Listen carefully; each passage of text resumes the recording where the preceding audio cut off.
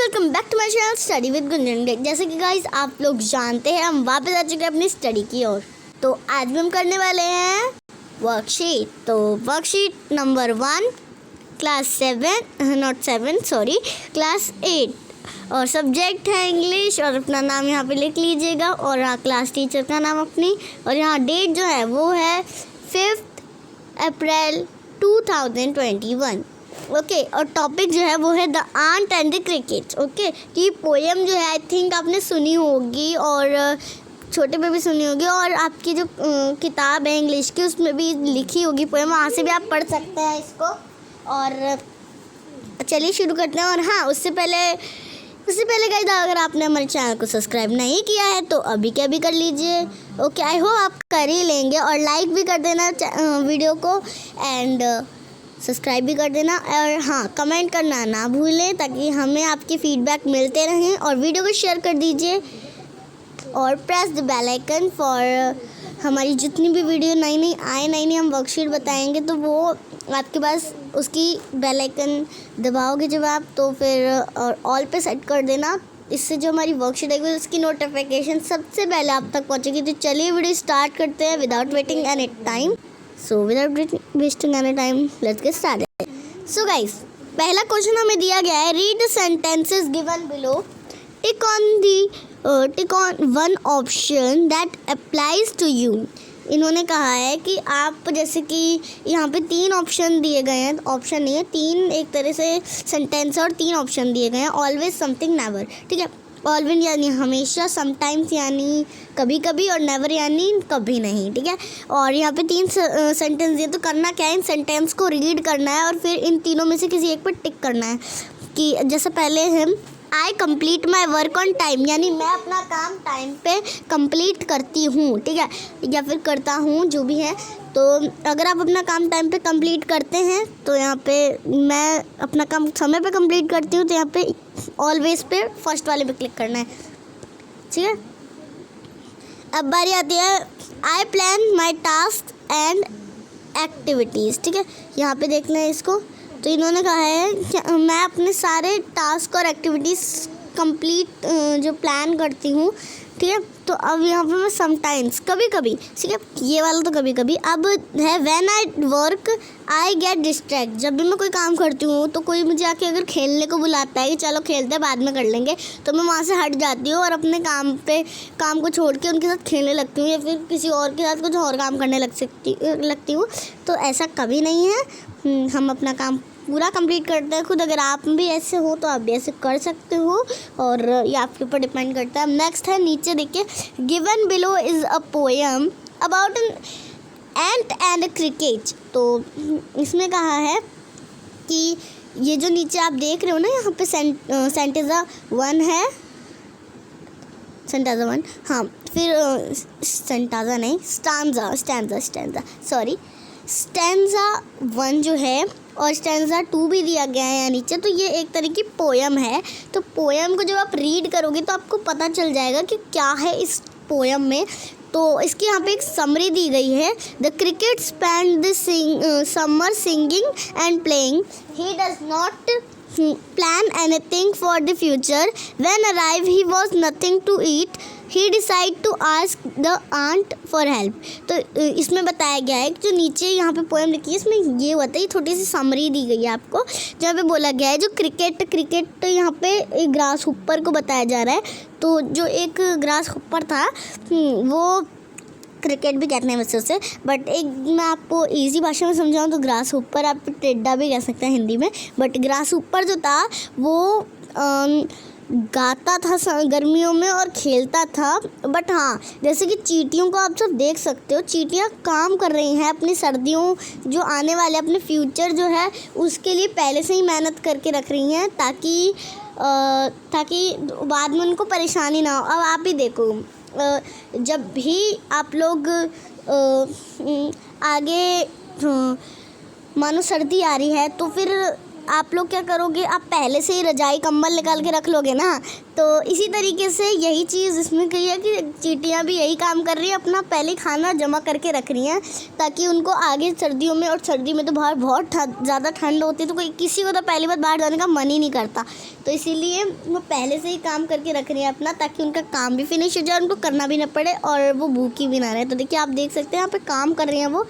And जो grass ऊपर था बट वो गाना गाता रहता है, वो मतलब करता ही नहीं है, और इसी वजह से वो, उसके पास खाने के लिए कुछ नहीं होता सर्दियाँ आ जाती हैं तो ही डिसाइड, वो सोचता है कि जो चींटी है, ये जो चींटी का घर आप लोग देख सकते हो इस तरफ, तो चींटी के घर में उसने पूरा खाना भर रखा है ताकि वो खा सके, अपनी फैमिली को खिला सके।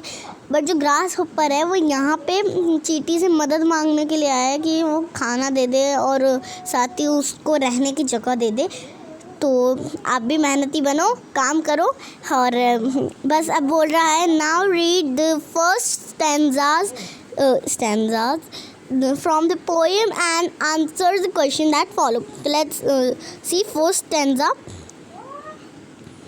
तो है, the silly young cricket accustomed to sing through the warm sunny months of gay summer and spring began to complain when he found that at home his cupboard was empty and winter was come. Not a crumb to be found on the snow-covered ground. Not a flower could he see, not a leaf on a tree. Oh, what will become, say the cricket, of me? तो first stanza में अगर तुम्हें सीधा सीधा हिंदी में बताऊं कि क्या हो रहा है, तो फर्स्ट स्टैंजा में बताया जाता है कि एक क्रिकेट है, एक ग्रास हॉपर है जो कि गाना गाता है, गिटार बजाता है, और गर्मियों में वो कुछ काम नहीं करता है और बस इधर से उधर जाता है, काम करता है। और जब वो एक दिन अपने जब देखता है, और जो चींटियाँ होती है ना, ये जो चींटियों को आप देख रहे हो, बट ये पूरी सर्दियों में काम करती रहती हैं और अपना जो एक इतना बड़ा सा खोद के रख लेती हैं जिसमें वो अपना सारा खाना भर लेती हैं, जिसकी वजह से उनको आगे दिक्कत ना हो, जैसे कि मैंने ऊपर बताया था अभी आपको। तो फिर यही होता है, फिर एक दिन जब सर्दी आने वाली होती है तभी ना ग्रास हॉपर जो होता है वो अपने कपबोर्ड में देखता है कि उसके लिए खाना ही नहीं है, या क्योंकि उसने जमा ही नहीं किया तो खाना कहाँ से होगा। तो यही देख के और वो हैरान हो जाता है, और फिर जो ग्राउंड है, जो पूरा यहाँ पे आप सब देख सकते हो, जो पूरी जगह है वो बर्फ़ से भर चुकी है। फिर क्या होता है, वहाँ पे कोई भी फ्लावर नहीं दिखता किसी, और कोई भी पेड़ पे जो होता है, ट्रीज़ पे लीफ भी नहीं होती है। और फिर वो चौंक जाता है कि भाई ऐसा कैसे हो सकता है। तो फिर अब सेकंड स्टैंजा में देखो, ये चीज़ है, at last by starvation and famine made bold और ड्रिपिंग विद वेट। ज़्यादा टाइम लेगा ये, इसलिए मैं पहले ही बता देती हूँ आपको क्या क्या हो रहा है। वीडियो ज़्यादा लंबी तो नहीं करनी है, इसलिए मैं थोड़ा सा अभी बता देती हूँ। लोग देख सकते हो, बस इतना सही है इसमें कि जो ग्रास हॉपर होता है बाद में उसके बाद खाना नहीं होता, भूखा रह जाता है, उसको ठंडी लगती है, तो वो और जो चींटी होता है उसका जो माउथ फुल ऑफ ब्रेन होता है वो भरा हुआ होता है, उसका खाना वगैरह सब कुछ अच्छे से, शेल्टर होता है उसके पास घर बचने के लिए, और वो अकेले नहीं रहे, मतलब वो खुशी से रहते हैं। लेकिन अगले ही दिन जो ये होता है नहीं, ग्रास हॉपर उसके घर आता है और कहता है मुझे जगह दे दो अपने घर पे रहने के लिए और मुझे थोड़ा सा खाना चाहिए, प्लीज़ दे दो। फिर और चींटी होती है मेहनती, तो उसने काम किया और फिर उसे जगह दे देती है वो रहने के लिए, और वो बड़े दिल वाली थी, यानी दयालु थी थोड़ी सी। अब नेक्स्ट क्वेश्चन आंसर करता है फटाफट, जल्दी जल्दी।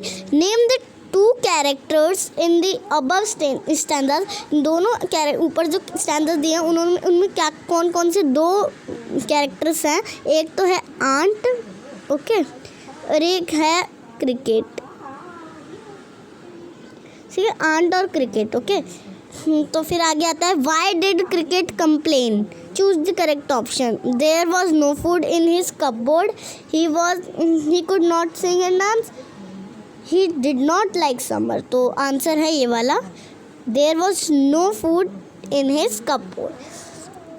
Find 3 words from the first stanza, summer spring. तो यहाँ पे आपको लिखना है सनी, ठीक है, तो मैं बताती हूँ इसका क्या होगा। ऊपर चलते हैं। तो यहाँ जो फर्स्ट स्टैंजा है इसमें क्या लिखा हुआ है देखो आप, यहाँ पे देखो लिखा हुआ है ना, Sunny, summer, warm and spring. तो समर स्प्रिंग तो लिखा हुआ है, तो आपको सनी और वार्म लिखना है यहाँ पे,